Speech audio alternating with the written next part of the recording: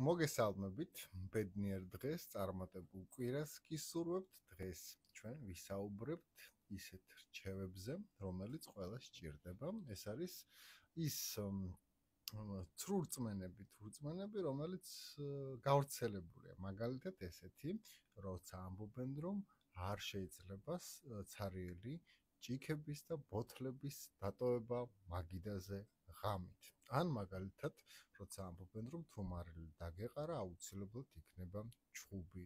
დანა არ დატოვო მაგიდაზე, თორე ამ შემთხვევაში შენ მეორე დღეს გაიღვიძებ უენერგიოდ, ხო?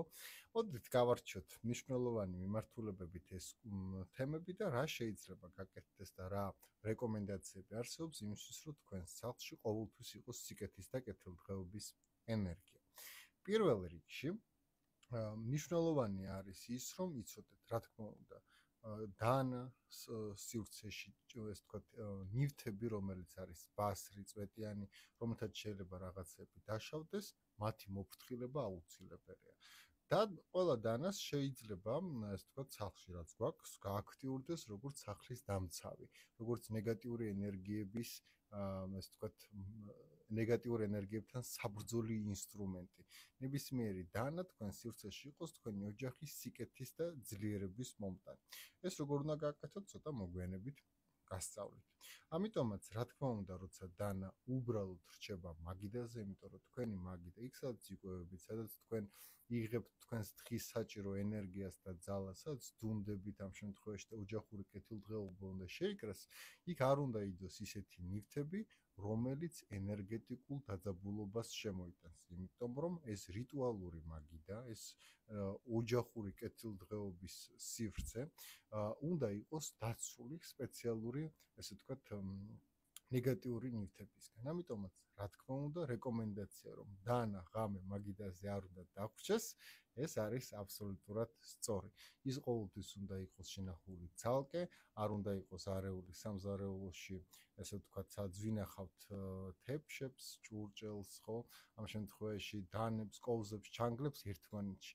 ყოველთვის უნდა ვიცოდეთ, რომ ცალ-ცალკე იყოს ყველა ეს, ესე ვთქვათ, გამოყენების ნივთი იმისთვის, რომ თქვენ სახლში, თქვენ სივრცეში ქაოსის ენერგია არ დამკვიდრდეს. გარდა ამისა, მარილის დაყრა რას ნიშნავს? მარილის დაყრა ნიშნავს სივრცეში იმას, რომ თქვენ სახლში დაგროვდა ნეგატიური ენერგია და ითხოვს თქვენი სახლი, ითხოვს თქვენი სივრცე, რომ გაიწმინდოს, განთავისუფლდეს იმ ნეგატივისგან, იმ ჩაბუდებული სივრცული ნეგატივისგან, რომელიც არსებობს. თუ თქვენ დაგეყარათ, ამ შემთხვევაში შეიძლება ნიშნავდეს იმას, რომ თქვენ ხართ ენერგეტიკულად დაზიანებული. შეიძლება ვიღაცამ თქვენზე ბოროტი თვალით, ესე ვთქვათ, იმოქმედა, ან თქვენ გაგჭორათ, ხო, თქვენზე ისაუბრა, ან პირიქით რაღაცეთი გარემოში იყავით, სადაც ნეგატიური ენერგიებით დაიმუხტეთ, დაიტვირთეთ და ეს სახლში მოიტანეთ. როცა მარილი გვეყრება, როცა გვიტყდება ჩვენ ჭიქები, თეფშები, ასე შემდეგ და ეს განმეორებითი ხასიათი აქვს ამას,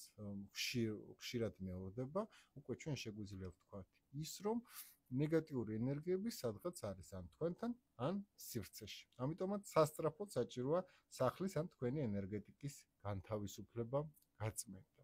შემდეგი, ეს რაც ყველაზე მნიშვნელოვანია, ცარიელი ბოთლები სუფრაზე. რა თქმა უნდა, არაფრით არ შეიძლება მისი ღამე დატოვება, იმიტომ რომ სახლში უბარაქობა, ნეგატიური სიტუაციების შემოდინება და შეიძლება სიცარიელის ენერგია დაისადგუროს. ამიტომაც რაც არ უნდა დაღლილი იყოთ სტუმრების წასვლის შემდეგ, თუ ამ შემთხვევაში თქვენ ამ შემთხვევაში მარტო თქვენ საკუთარ თავს ემსახურებით, ყოველთვის იცოდეთ, რომ იმ მაგიდიდან, საიდანაც თქვენ სადილობთ, მიირთმევთ, იკრიბებით ერთად, ყოველთვის გადადგათ, გადაიტანოთ სხვა ადგილას, იქ სადაც ამ შემთხვევაში მზადების პროცესი ხდება, იმიტომ რომ აი ამ სივრცეში არ უნდა დაგროვდეს ესეთი სიცარიელის ენერგია. ღამე არ უნდა დარჩეს, თორემ იმ პროცესში, როცა ჩვენ ამ ყველაფრით სარგებლობთ, ვერთობით, რა თქმა უნდა, არ აუცილებელი რომ ბოთლებით ვირბინოთ და ცარიელი ბოთლები სწრაფად გავიტანოთ ან ჭიქები. უბრალოდ მხოლოდ მაშინ, როცა უკვე ღამდება და ღამე არ უნდა გაათიოს აი ამ სიცარიელემ თქვენში. მე გეტყვით ძალიან მნიშვნელოვან რეკომენდაციებს, რომელსაც მე პირადად ვიყენებ და თქვენც გამოგადგებათ.